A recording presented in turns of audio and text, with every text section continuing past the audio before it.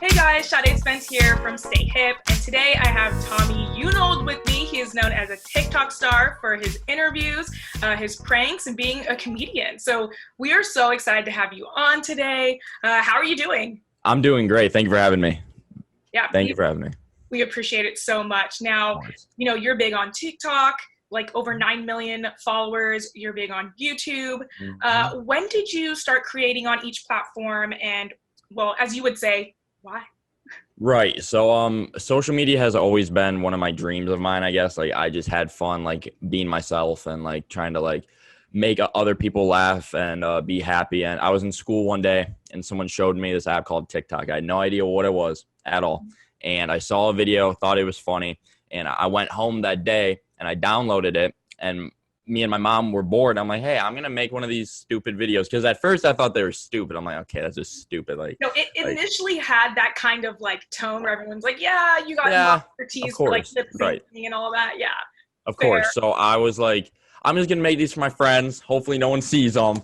And I posted one, and I'm like, why did this get views? Why is this getting views? And it just started blowing up. And then every day at school, I thought in my head, I'm like, okay, what if I interview every hot girl and ask them if I'm attractive? Because it was like a bonus. I'm like, okay, if they say I'm attractive, that's like a way into you know what I'm talking about. So like it was like a win-win, and then that blew out of the roof. That started blowing up. I had fun with it, just asking my teachers if they've ever done drugs, like just random stuff, just crazy stuff. So it started as a complete joke, and then I turned it into a hobby, and then eventually it just started blowing up and up, and I turned it into my job, and I'm living my best life. That's pretty much it. So, which video would you say was the first one to go viral, and when was this? About how long ago? I would say the first one that actually went stupid viral, like dumb, it was about a year and a half ago. It was my senior year, and I called all of my teachers by their first name. And half of them got mad and half of them thought it was funny. But that one, I don't know why. I just had the idea, hey, I'm going to call my teachers by their first name. That one really blew up. And I think that was like the first time where I was like, okay, I'm having a lot of fun doing this. I need to do this. This is what I want to do. So I think it was that one. Oh my gosh, I love it. I love it. So, as you've even said, you were loving life. This is what you do all the time. How has TikTok really changed your life? And what are some of the pros? What are some of the cons you've been dealing with? I would say it's been literally, I guess, a dream come true. I would just say, I've had the most amazing opportunities, like all in my life, I wanted to travel and I just wanted to like do stuff with my life and not be behind a desk forever and just like do what I want. And TikTok literally in the span of like 8 months let me travel the whole country, meet a bunch of fans, go to events, do this and that. So it's been crazy. I would say the cons are I truly don't have a lot of cons just because, I'm having so much fun with life and I'm loving life. But I would just say maybe that some hometown friends think that I've changed because, of this new fame, which comes with everyone. I'm going to have other opinions. I'm going to get hate comments. Like it's going to happen. I would say that's it, but like, I just got to think about like, don't bring it down. All these hate comments, all these like negative comments don't change me. So other than that, I mean, it's pretty good gig. I'm having fun. Yeah. How was that interaction changed though at home with, your Oh my gosh. You know what? how I'm gonna be parents are completely real. My parents were not, my mom was, but my like, father figures were not into it. They were like, you got to go to college. You got to work 40 hours. You got to do this. You got to do that. And like in my brain, that just wasn't for me, I guess, like I wasn't going to enjoy my life. And I'm like, I got one life. I'm going to live it to the max and I'm going to do what I want. So that was pretty much the hardest thing, the interactions at home. And then after they saw, what I was doing, traveling, how I was doing this, how I was doing that, it eventually all faded. And then everyone came together and were like, you know what, you go for it. And I went for it. Yeah, I love that. It is definitely like that in the beginning. I'm someone who I do interviews. I'm interviewing you now. I love doing it. But initially my parents were like, I mean, I did go to college for it, but at first they're like, you want to, do entertainment? And Right. he was like, Right. how many people really get to do that? Just like become a doctor. It's Exactly. you will get the job, Yes. and Yep. it comes from a place of love. So Yep. totally understand. But Yep. I'm glad to see that you're loving it. I love it too. Yeah, it's fun.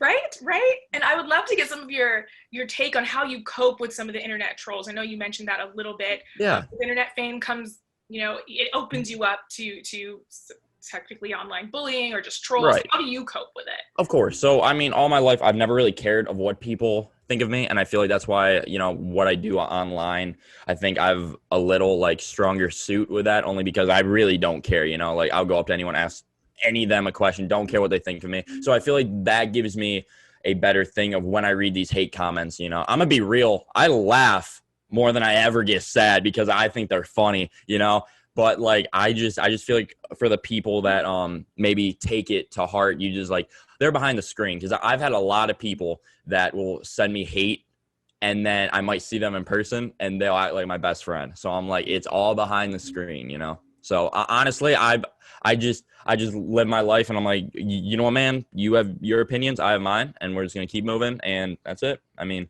just gotta push through it. Yeah. Yeah, and obviously, you're still creating content. You're churning stuff out every day. When you first went viral, did you create a strategy for yourself, or was it kind of like? You know what? I truly did, and I don't know why. And even to this day, I've thought about it. Even before I started blowing up, for some reason, I posted every day. I was like, I don't know why. It just clicked in my head. I'm like, I'm posting every day, no matter what. I don't care what it is. I'm going to make the best content. I'm posting every day. And I feel like it's all about like your passion for it. And you have to have the drive because because everyone always asks like, oh, Tommy was just born in fame. No. Like I was just like everyone else, 0 views, 0 everything. You just got to have that drive and you just got to like keep pushing and never not believe in yourself. So do you prefer more or less to create your own content, or do you like to join in on trending content? Because there's so many different ways to blow up these days. Right. Oh, of course. I would say I personally like doing my own thing. I like having that creative freedom. I mean, I'll do trends here and there, but I think especially with how I like make my content, I think I really enjoy just being myself and not trying to copy others. Yeah. And as you've also seen on TikTok, there are so many collectives. Mm-hmm. Do you think there's an advantage to joining a collective, or do you prefer being, solo, kind of rogue on your own? I would say that it would be nice to have like a group, I would say, but I also feel like I'm having the same amount of fun doing it myself and trying to benefit myself versus benefit a group, because with groups, there's always pros, but there's always a lot of cons. So, and with myself, I just got to deal with the cons of me, so it weighs off. Yeah. Yeah. And, you've seen the success, you're growing. You're basically a professional TikToker. Verified, Sure. Has that changed how you interact with the app now moving forward that you've got, 9 million followers? Like that's a country. I don't know. I think I have the same outlook on everything, because like when I hit 9 mil, I got just as excited when I hit 10K, It just, to me, it's all like a number. And I don't know. I don't think people really understand that. It's really just a number on the screen and you just have to like do what you want. But no, I would truly say my outlook on everything has really stayed. I don't know. It's just very, just same, trying to do my own thing and not let it get to my head. Yeah. And your sister, Allie, is a huge part of your TikTok presence. Oh, of course. When did you realize she was cooler than you? I think my whole life. I think the day she was born, it kind of clicked. I'm like, yeah, Allie is by far my best friend. She's amazing. The best sister anyone could have. But no, she is by far 100% cooler than me. Oh my gosh. Yeah, and I love you guys together. When did you, start to incorporate that into your content? How has that changed your relationship with Allie at all? I would say it really kicked off when quarantine started, because I put Allie in a couple videos like around January, but I remember when I was at home with my family before I moved out, during quarantine, I remember I didn't want to interview because of COVID. And it was hard because I can't get close to people, I can't go out and just interview people anymore. So I had to like think, okay, how can I make good content? And then me and Allie, when my parents were at work, we were just chilling at home. And I was like, hey, Allie, come here. And we just made one dance, and everyone was like, Allie, Allie, Allie. And Allie blew up. So I was like, all right, Allie, you're in. It was fun. I love it. How has that changed the relationship between you two, if at all? Oh, we 100% are doing like more stuff together. I would say it brought us closer, you know, like I don't know. I mean, me and Allie have always been super, super close, but I think it was just more of like me and Allie are hanging out more and we are like having fun more. I don't know. Yeah, no, it's like another way to bond. Of course. Honestly. Oh, of course. Of I course. love it. And you brought up COVID, you know, how things have changed a lot. Did that change your content strategy? Because like we've already mentioned, no, you can't do MOS, can't go to events. How did you adapt? I would say with me, because a lot of my friends on TikTok are either in their room dancing or they're doing their own thing just alone, and they can do it anywhere. Well, when it comes to me and like my like interviews, that really took a toll because I can't, you know, I couldn't go to the mall and I couldn't like ask anyone anything because, you know, all this COVID stuff. So I just had to adapt and try new trends. That's when I got into trends. Cause I'm like, okay, maybe let's try it. And it did benefit because I didn't want to only be the interview guy. Like I wanted people to know me as Tommy, not just, oh, that's the interview guy. So, you know. Yeah. So do you see more trends happening in your future? You see yourself doing more of those? I do. Truly, I do. Yeah. Because I've been trying to do both, you know, because I just want to spread my name more of a creator more than an interviewer, if that makes sense, you know? Totally. No, I get it. I hear you. How would you, but I still want to talk about interviewing because you are. No, that's fine. No, all of it. Let's go. You're so good at it.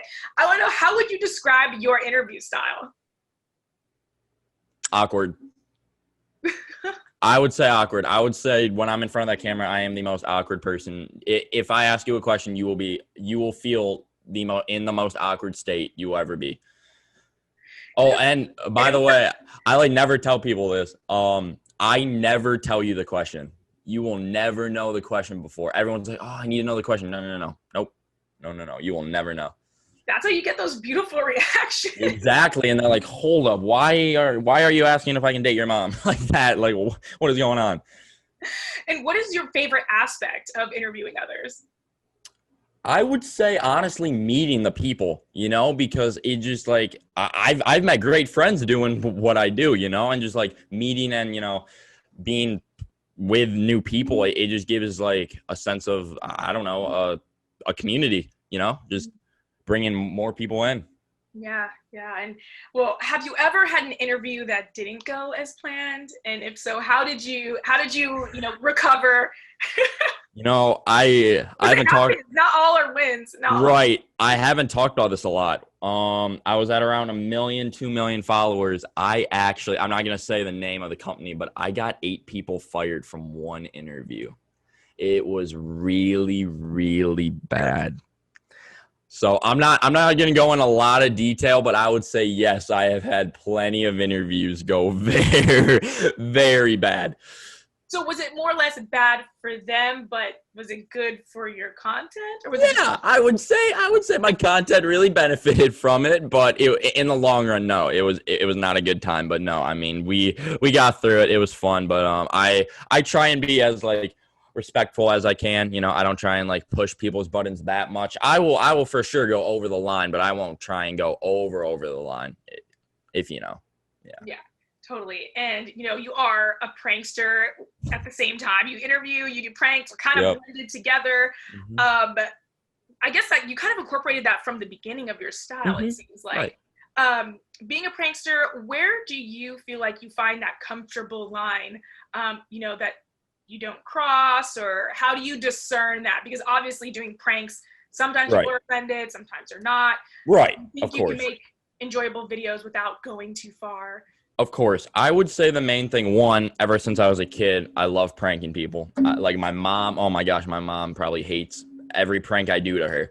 But I would say that I need to know the person first, and like I know who I'm around, who would be okay if I pranked them, you know, because it'd be really bad if I did it to someone that absolutely doesn't like that prank and then they never talk to me again, you know. So like I would say just knowing who you're around, and I obviously public pranks, I'm not going to go stupid. But with like my friends and homies, I might go pretty stupid. You know what I mean? Yeah. You read the room, basically. Right. I take a temperature. Yes.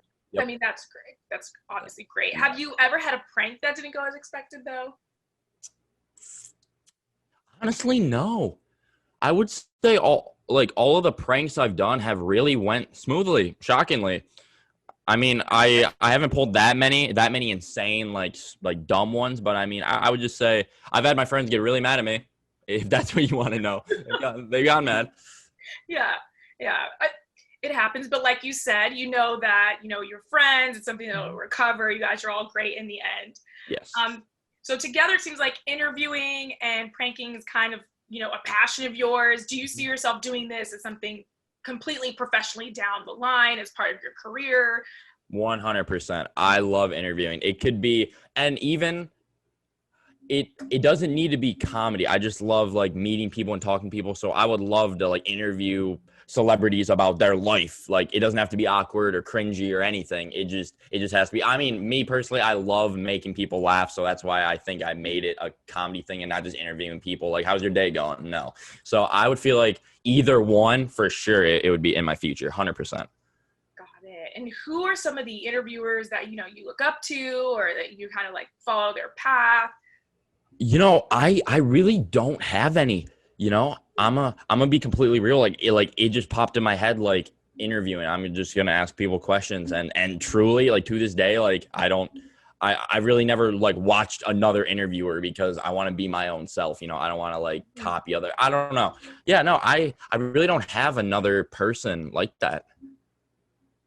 But it's good because then that keeps you being your own individual, keeps you unique with your own style. Yep. And lastly, we're on the last question. As we've seen, TikTok has blown up so many careers and has launched so many. Where do you hope TikTok takes you? I hope TikTok takes me to, I would say just doing what I'm doing right now, but either bigger or just me living my life how I want to live my life. Pretty much all I want in my life is to support me, have fun, and support, my family. So I would just say as long as it does that, I'm good. Love it. Now, is there anything else that you would like to add? Anything else that's coming up that you'd like to tease? I would say just I have huge things coming up that I'm gonna say that are gonna be really crazy and really cool. And I would just tell everyone watching this right now, wherever you are, whatever you want to do, you just really need to push your dreams, because I see a lot of people say, well, and right as they say, well, they're done, because you have one life, you got to go for it all. Like you need to, you just gotta push past like, well, I don't have enough money right now, or I don't have time. No, you need to make it work and believe in yourself. Other than that, that's it. I love it. Yeah, if it's your dream, go after it, right? Go for it. You got to go for it. Love it. Thank you so much for speaking with us. Stay hip. We truly appreciate it. Wish you, all the best with your growth, and take care. Yeah, no, thank you so much. I greatly appreciate it.